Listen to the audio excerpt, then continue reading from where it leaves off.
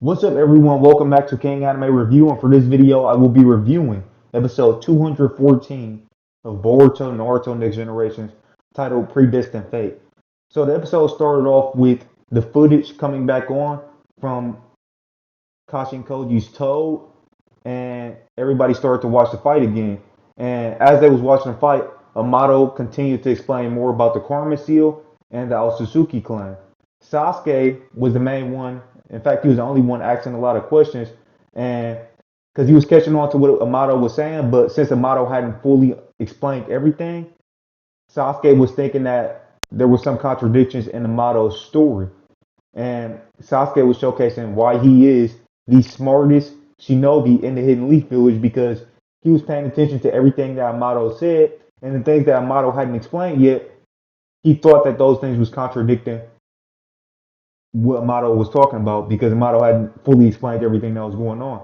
He was the only one catching on to stuff, and even Naruto at one point in the episode basically seemingly forgot something that Amato said, and Sasuke said, "Hey, you loser, have you even been paying attention?" But one of the things was Sasuke thought that Sasuke thought that Jigen, or shall I say Ishiki, was going to be resurrecting through Kawaki because Jigen was going to die and Ishiki was going to die. So Sasuke said, if Ishiki and Jigen are going to die, then wouldn't Kawaki resurrect? Wouldn't Ishiki resurrect through Kawaki?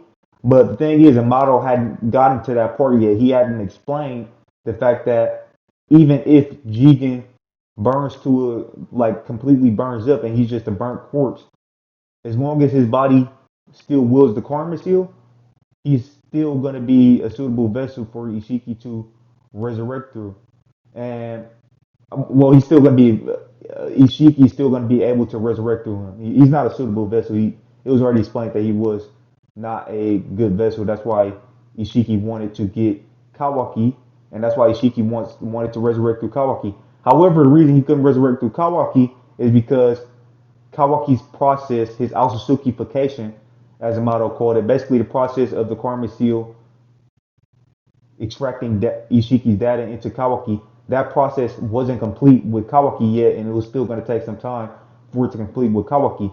Therefore, this plan that Amato conducted, or should I say, this plan that Amato came up with, was a great plan. And even Ishiki said in the episode that yeah, this was a Amato was it was basically a pretty smart plan for Amato because Amato knew that Ishiki wasn't going to be able to come through Kawaki since Kawaki's Otsutsukification wasn't complete. So therefore, Ishiki had to resurrect through the person who was an unsuitable vessel, which was Jigen. And yeah, he had to resurrect through Jigen, which he didn't want to do. And once he did that, it caused all of the other karma seals on his other vessels to disappear. And that's one of the rules of the karma, as Amato explained. But yeah, Sasuke was questioning everything that Amato was saying, and he was literally just obviously showcasing why he's the smartest in the village. He's even smarter than Shikamaru, and even Amato was complimenting Sasuke's intellect because he was asking a lot of the questions, and he was hanging on to every word that Amato said and the stuff that Amato hadn't explained yet. He basically got Amato to explain those things. So he was one step ahead of Amato, like actually, one step ahead of Amato's explanation pretty much. So all of that stuff was great. And yeah, Naruto, he was concerned about Kashin Koji. And yeah, Amato asked, like, why are you so concerned? Naruto was like, he doesn't even know. But yeah, he was concerned about Kashin Koji and asking, like, yeah, did he know at least that he wasn't gonna like that? This was basically like he was a one way ticket to the afterlife. Like pretty much asking, did Kashin Koji know that he was gonna die? Amato didn't seem to care if Kashin Koji knew or not. But yeah, so we got more of that Kashin Koji versus Jigen fight slash Ishiki fight, and basically Kashin Koji, he has summoned fire from burning mountains that was constantly burning, and that's the reason why Jigen couldn't absorb that fire with his karma seal. So he just tried to shrink those flames repeatedly. He just tried to keep on shrinking those flames, but that didn't work. because it was too much flames. I mean, the flames kept on coming from the burning mountain that was continuously coming. And since Jigen had lost, I mean, since he had just started to recharge after his battle against Naruto and Sasuke, he wasn't 100%. He wasn't nowhere near 100%. In fact, it was stated that he was about 10% before this fight started. So he was only fighting with a portion of his power, a very small percentage of his power, and because of that, he wasn't able to continuously shrink those flames with his ability, which was revealed to be a dojutsu ability of Ishiki. And so he wasn't able to keep on shrinking those flames. So eventually the flames burnt him up entirely, and it forced Ishiki to resurrect through Jigen's body. And when that happened, Ishiki instantly shrunk all of the flames, absolutely instantly, completely shrunk all of the flames that was coming at him from those burning mountains. And that was a great way to display the overall difference in the power between Jigen and Ishiki. The fact that Ishiki was able to do it instantly, whereas Jigen couldn't even shrink those flames continuously. But yeah, he was operating at on only 10% of his power, pretty much. But yeah, so and then Ishiki he resurrected and he started to shrink everything in a room, and that toe ended up basically shrinking as well, or he was the toe was basically destroyed, so it was unable to complete his functionings. I mean, well, to complete to keep on showing the live feed to everybody else in the hidden, or shall I say, to the higher ups in the Hidden Leaf Village, who was watching along with Amato and Kawaki and all of them. And yeah, and I assume that's because the Toad has built-in technology, so it's not a regular Toad. The fact that it was able to show a live stream proves that it has some type of scientific technology built into it. But yeah, so all of that stuff was great. And then we got the huge reveal, which was the fact that Kashin Koji is actually the clone of Jiraiya. Ishiki revealed that Kashin Koji is the clone of Jiraiya, and he said that Jiraiya bore a heroic fate, or like he bore a magnificent fate, or something like that. And Amato wanted to cling on to that fate, that fate of change, because Jiraiya did change the world. He basically raised, like he taught several very skilled shinobi who ended up changing the world, such as former Hokage Minato, current Hokage Naruto, as well as Nagato, all who were very influential characters throughout the series, as well as Jiraiya himself. So Ishiki said that basically Amato wanted to cling on to that fate of change that Jiraiya had. But basically he said that your genes basically is actually your genes is the reason why you're gonna lose. Your predestined fate is gonna be to die right here. And yeah, so that we got that reveal. That was great, but Akashi and Koji, he wasn't ready to give up. He was still pretty confident. He activated Sage mode, and I think it looked different from how it looked in the manga. I got to go back and check and see how it looked in the manga, but I think his Sage mode looked different in the anime. But either way, yeah, he activated Sage mode. He started to do a lot of jutsu, a lot of fire style jutsu. He utilized his Jiraiya's old jutsu, which was the hair jutsu, where he can make his hair longer and make his hair spiky. I forgot the name of it, but yeah, he utilized that jutsu a couple times. Ishiki was pretty much just shrinking and just nonchalantly, dodging all of his attacks and stuff like that. And yeah, eventually Ishiki he basically went to finish him off, and yeah, so he basically like he put it like he tried to finish him off at the end of the episode, but Kashin Koji he's not done yet, and I'm not gonna spoil what's gonna happen, but obviously I know what's gonna happen because I read the manga. But yeah, overall, this was some really great stuff. A great episode, one of the most significant and important episodes in Boruto, with one of the biggest reveals. And yeah, indeed, the episode ended off with Kashin Koji on his back, and yeah, and Ishiki said that this is pretty much your grave.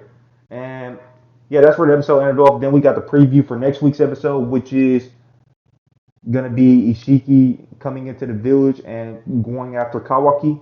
As it was explained in this episode, he's gonna try to put a karma seal on Kawaki, and he's the reason he's gonna try to do that is because obviously Jigen is not a suitable vessel, and since Jigen is not a suitable vessel, Jigen's body can't handle the full power and the full chakra of Ishiki, which is why Ishiki wants to put a karma seal back on Kawaki, and he's running low on time, and he's going to prioritize trying to put that karma seal on Kawaki, which is why it makes sense for Naruto and Sasuke to stay in the village rather than go help Kashi and Koji in his fight against Ishiki, because they need to stay by Kawaki at all times, because Ishiki's number one priority is Kawaki, as he wants to put that karma seal back on Kawaki, because once again, Jigen is not a suitable vessel, and he can't handle the full power of Ishiki.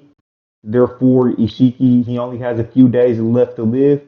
So he's gonna in that small time period that he has to live, he's going to try to put that karma seal on Kawaki. And in the preview for next week's episode, it showed Ishiki in the village and basically attacking the village, and it showed Boruto talking to Sasuke saying that, hey, I helped defeat Momoshiki, so I should help fight. I can help fight as well. And Sasuke basically asks, are you ready to put your life on the line? Are you ready to die for the village? Because Sasuke and Naruto are definitely ready to die for the village. And yeah, so everything went according to Amato's plan as far as dragging Ishiki out of Jigen and forcing him to resurrect through a non-suitable vessel. Everything went as planned in that regard. And also, it seems like the anime added in a anime original scene into the next episode, episode 215, because it showed Konohamaru, and Konohamaru, like it seemed like Ishiki took out Konohamaru. I mean, it seems like the anime staff is probably paying attention to some of the criticism that Konohamaru has been getting, because a lot of people have been making fun of Konohamaru, and it seems like maybe the anime staff is paying attention to that, because they were adding in a lot of anime original scenes with Konohamaru. Because for starters, back when Jigen first came into the village before the Naruto and Sasuke versus Jigen fight, they actually show a little brief fight between Jigen and Konohamaru. Well, it wasn't really a fight. It was more so Konohamaru was just getting absolutely destroyed. But he wasn't even in the manga during that scene, so they gave him some more screen time, and they gave him something else to do. And it seems like they're doing the same thing in next week's episode, that they're going to give him they're going to give him something to do against Ishiki, but he's most likely going to get destroyed again. But hey, at least they're giving him more screen time, more time to shine than the manga gave him. So it seems like they're actually listening to the fans, which is a good thing. But I personally don't really care about Konohamaru too much. I don't think they need to actually give him more scenes, honestly. I don't care about him. But yeah, overall, I'm looking forward to next week's episode. This week's episode was amazing. Absolutely amazing episode in terms of story. Absolutely amazing. The reveal of Jiraiya, or should I say the reveal of Kashi and Koji being a clone of Jiraiya, which I already did a video explaining that back when that was revealed in the manga. He's not necessarily a literal clone of Jiraiya. He's more so a clone of Jiraiya's DNA, similar to how Misuke is a clone of Orochimaru's DNA, but he's not literally a clone of Orochimaru. Like, he's not the same person. He's not a copy of him. He's simply a clone of Orochimaru's DNA, because Orochimaru's DNA was used to make him. And the same is the case for Kashi and Koji.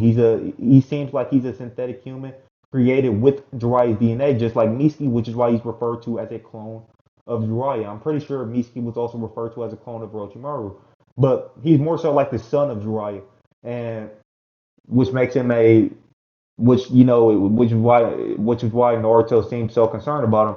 But yeah, with all that being said, in terms of story, amazing, 10 out of 10 in terms of story for this episode. In terms of art, 10 out of 10. And in terms of animation, 10 out of 10. This was a absolutely amazing, tremendous episode of Boruto Naruto Next Generation, as usual. And I can't wait for next week's episode. And with that being said, thank you guys for watching the video. If you're new to the channel, drop a like. If you like the video, drop a like. If you're new to the channel, please consider subscribing and clicking that channel notification bell to be notified on all of my future videos. And also comment in the comment section below. Let me know what you guys thought of my review and of the episode in the comment section below. and share the video all over the internet. And with that being said, thank you guys for watching, and I'll catch you in the next one. Peace out.